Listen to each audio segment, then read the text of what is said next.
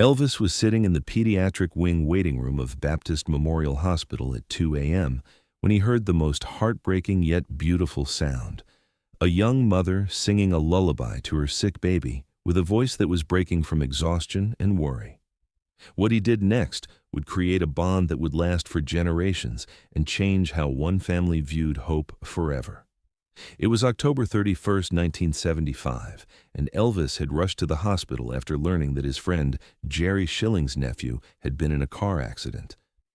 While waiting for news, he'd found himself in the children's wing, unable to sleep, pacing the halls and trying to process the fragility of life. The hospital corridors were dimly lit and eerily quiet, except for the distant hum of medical equipment and the soft footsteps of night shift nurses.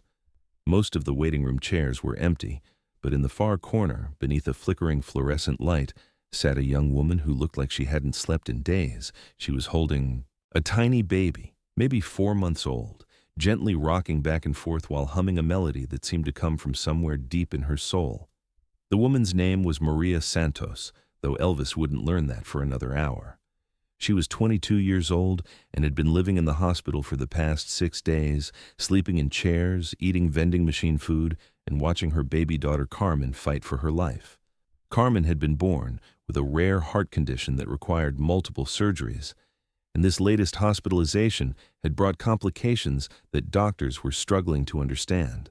Maria had no family in Memphis. She'd moved here from a small town in Texas 2 years earlier, chasing a job opportunity that evaporated the week she arrived. By then, she was pregnant and alone, too proud to return home and admit failure to the family who'd warned her against leaving.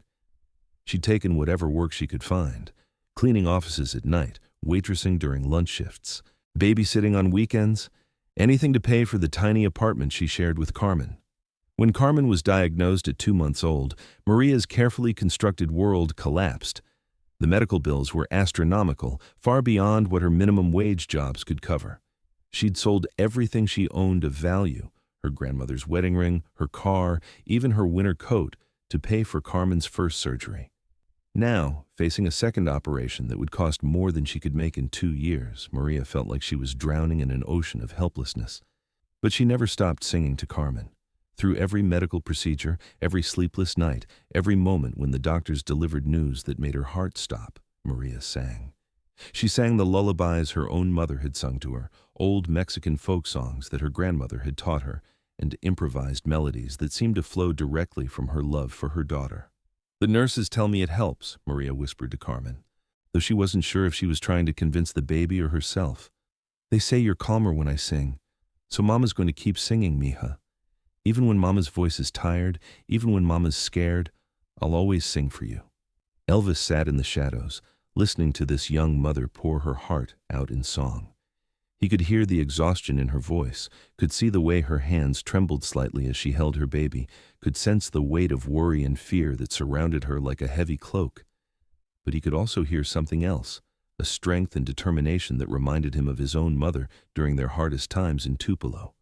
As Maria began singing "Summertime," Elvis recognized the profound irony. Here was a woman living the opposite of the song's promise. Her baby was not healthy, life was definitely not easy, and she was far from the security the lullaby described. Yet she sang it anyway, trying to create with her voice the peaceful world she couldn't provide. In reality, around 3 a.m., Carmen began to cry. Not the ordinary crying of a healthy baby, but the weak, painful sound of a child fighting illness.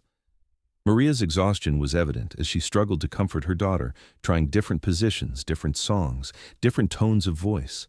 Nothing seemed to work, and Elvis could see tears of frustration and helplessness beginning to form in Maria's eyes. "Shh, mi amor," Maria whispered, her voice cracking with exhaustion. "Mama doesn't know what else to do. I've sung you every song I know. I've held you every way I can think of. Please, baby girl, tell Mama what you need." It was then that Carmen's crying reached a pitch that brought a nurse hurrying over.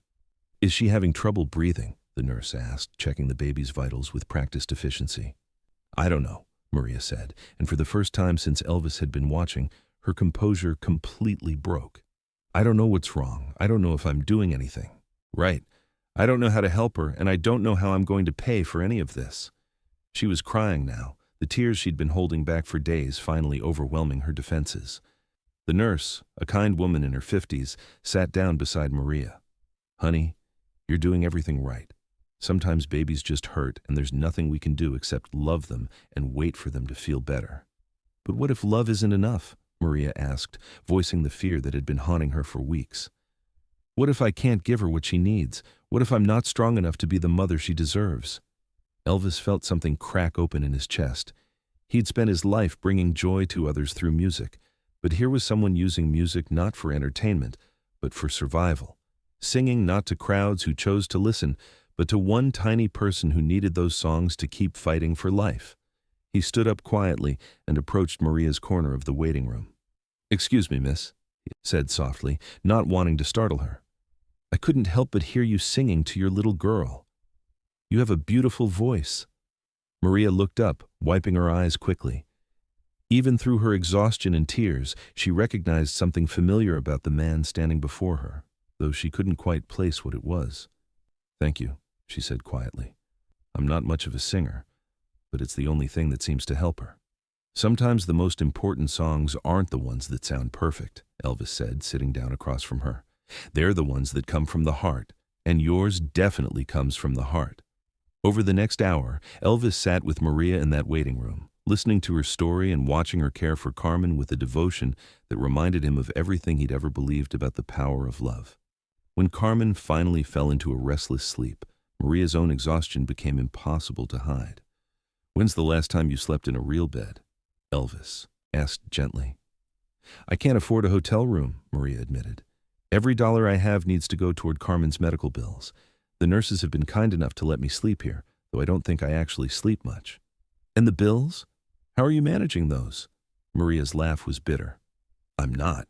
They're stacking up faster than I can count. The financial counselor keeps talking about payment plans and charity care, but even with assistance, it's more money than I'll see in years. I keep thinking I should take Carmen back to Texas, to my family, but the doctors here are specialists. Moving her might—" She couldn't finish the thought. Elvis made a decision that would change both their lives. "What if I told you that money didn't have to be part of this equation anymore?" Maria looked at him with confusion. "I don't understand." "What if I told you that Carmen's medical bills could be taken care of, that you could focus entirely on being her mother instead of worrying about how to pay for her care?" "I would say that sounds too good to be true," Maria said carefully, "and I'd wonder what you wanted in return." "Nothing," Elvis said simply. "Just the chance to help a mother who's doing everything right in an impossible situation." It was then that Maria realized who she was talking to. The voice, the face that had seemed familiar in the dim lighting, the gentle manner. This was Elvis Presley sitting in a hospital waiting room at 4 a.m., offering to pay her baby's medical bills. "You can't be serious," she whispered. "I've never been more serious about anything," Elvis replied. "But I want to ask you for something else too. That lullaby you were singing earlier, the one that seemed to calm Carmen down. Would you sing it for me? I'd like to record it if you're willing. Not for commercial use, but as a gift for Carmen. Something she can listen to whenever she needs to hear her mama's voice." What happened next was unlike anything that had ever occurred in the sterile environment of Baptist Memorial Hospital's pediatric wing.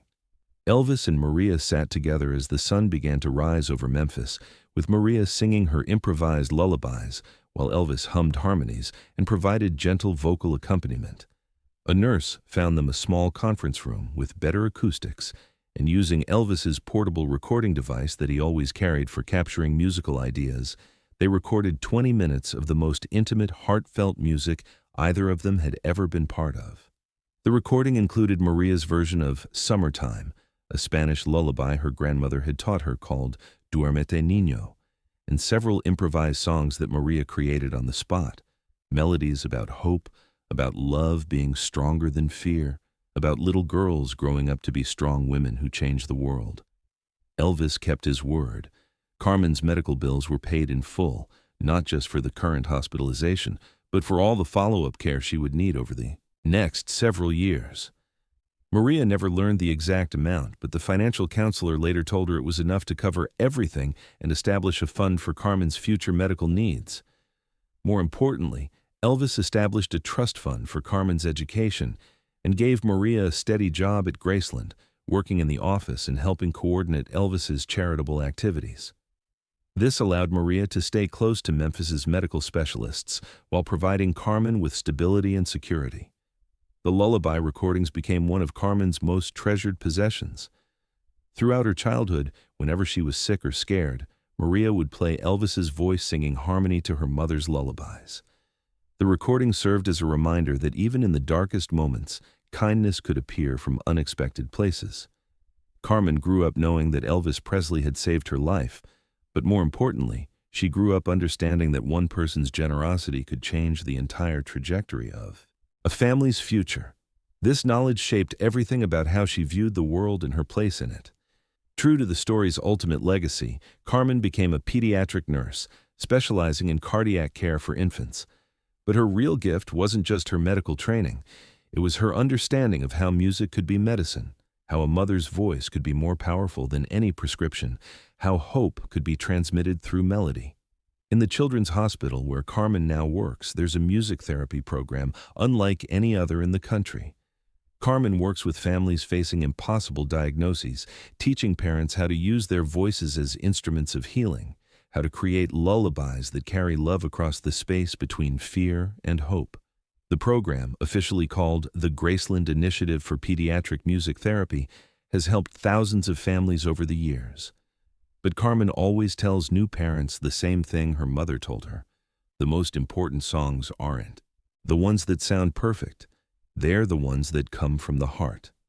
Every year on October 31st, the anniversary of that night in the hospital waiting room, Carmen plays her mother's lullabies for the current patients in the cardiac unit. The children may not know the story behind the recording, but they can hear something in those voices that speaks directly to their souls. The sound of love refusing to give up, the melody of hope singing louder than fear. Maria, now a grandmother, still works with charitable organizations that help single mothers facing medical crises with their children. She often tells the story of that Halloween night when Elvis Presley appeared like an angel in a hospital waiting room, but she always emphasizes the real lesson of the experience. Elvis didn't just pay our bills, Maria says. He showed me that my voice, my love, was already enough. He helped me understand that I was already giving Carmen everything she needed. Sometimes we just need someone to remind us that love is always the most powerful medicine and that a mother's lullaby can literally save a life. Today, the original recording of Maria and Elvis singing together is housed in the Elvis Presley archives at Graceland. But copies have been shared with hospitals, hospices, and medical centers around the world where they're used in music therapy programs for children facing critical illnesses. The story of Elvis and Maria reminds us that sometimes the most profound acts of kindness happen in the middle of the night, in waiting rooms filled with worry, between strangers who recognize something essential in each other.